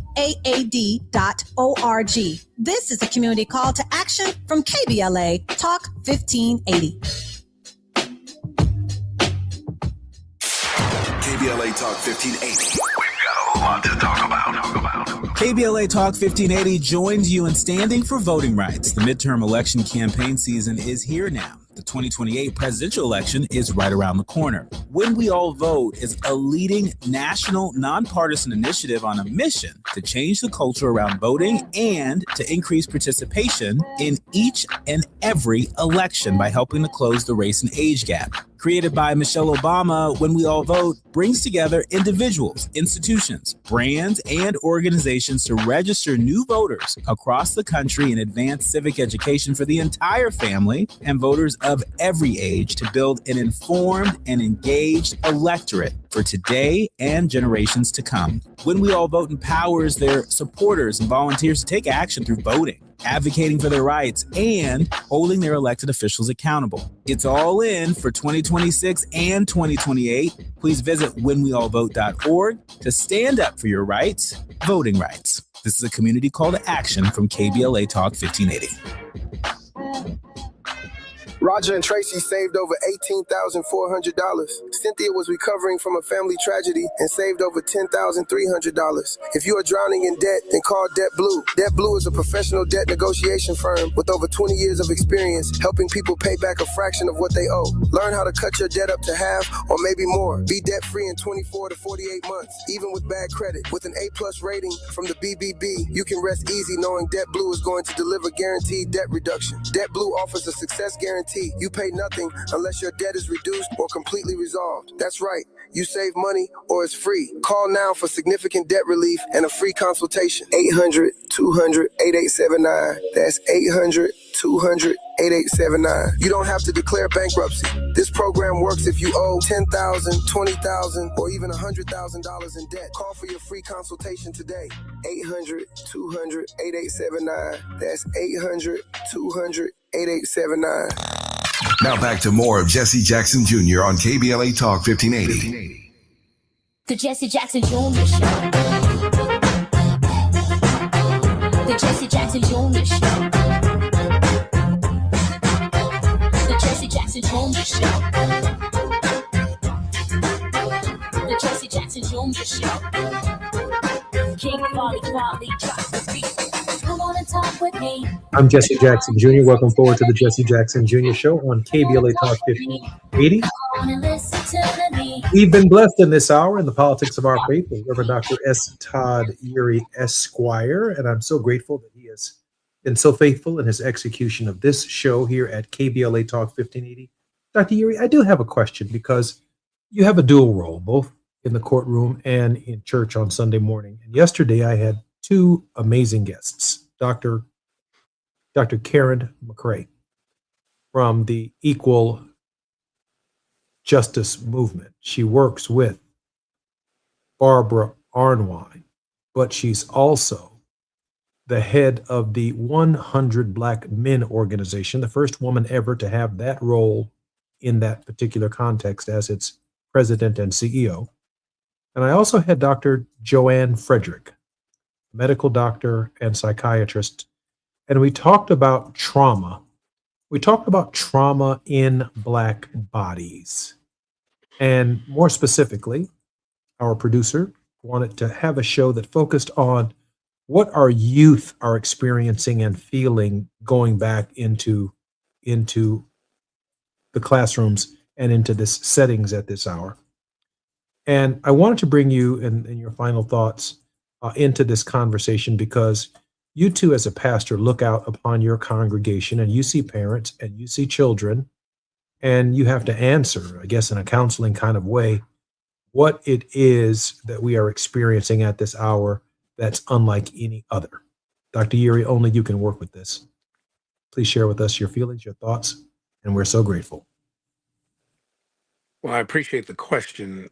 Let me kind of frame the context less from the traditional role that I play as pastor, but one of the entities that the church that I serve was blessed to frame and start is a summer day camp. That day camp we run for 5 weeks every summer. We don't charge the parents or the families anything other than a registration fee. We do so because for 5 weeks in the gap between the end of school and the start of school is where we know that there's a huge void of creating safe spaces for the imagination of young people to be cultivated and nurtured. And so in this moment when the kids are going back to school, many of them have returned, some are returning in the coming days and weeks. We have to remember that we've burdened the education system to really be more of a huge social service organization. Many of our young people, particularly in urban contexts, are housing vulnerable, even homeless, that many times the most stability they get in terms of meals for the kids is through the feeding program through the schools. So by the time you even get to the teaching and learning mission, you've already had to assume a number of other roles. And so what I'm thinking about in this moment, as there is an intentional effort by this administration to dismantle the Department of Education, which ended up being formed and framed because the states were not only reluctant, but resistant, even obstinate, in implementing and enforcing Brown versus Board of Education. That's why there are 2 Brown versus Board of Education cases, one outlawing racial discrimination in public accommodation, but the second that said, you got to do what we said, states, with all deliberate speed. The speed at which we see the dismantling is creating a vulnerability, and that's where communities and community entities have to step up and make sure that we protect the minds and the imaginations of our young people, even as we have an administration that's calling out this boogeyman that says that if they think differently, if they engage differently, if they believe that there's more that the government can do and must do, that somehow they're going to be labeled as so obviously different as to be outliers. And so what I think about in this moment is that we come together for our kids. We encourage them, we nurture them, we push them to think bigger and bolder than we were able to do when we were young people. And we do it unapologetically. And when it's time to stand in the gap, we just don't stand for our own, we stand for those in our neighborhood. If your neighbor can't go to the parent-teacher meeting, talk to your neighbor and say, I'll go for you. I'll meet with the teachers with you. We'll have a community caucus to make sure that the system is not failing our children so that when they finally get to the place where they transition into adulthood, their imaginations have been nurtured, their dreams have grown, and they are ready to assume civic responsibility, not just nationally, but globally, because that's who our children are. Thank you for that, Dr. Yuri. What do you say to parents, and what do you tell children in our final 2 minutes on their way to school? To the parents, I say, you're not alone. Scripture tells us, don't grow weary in doing good. Keep doing what you need to do on behalf of your children, because you're going to reap a harvest. To the young people, the text also tells us, don't get discouraged when people look down on you because of your youth. You have great potential. Tap into it, develop it, and then share it with the world. You've been listening to the Politics of Our Faith on the Jesse Jackson Jr. Show. Our regular contributor, Reverend Dr. Todd Erie Esquire, has been with us for more than a year now, and I am so grateful for his leadership and his work in all of the spaces that he's doing God's work. Dr. Erie, welcome forward, and thank you for being on the show. Until next week, wash the spoon. I'll be ready to go. Looking forward to it, brother. I'm Jesse Jackson Jr., listening to the Jesse Jackson Jr. Show on KBLA Talk 1580. More when we come forward, right here on KBLA. KBLA 15.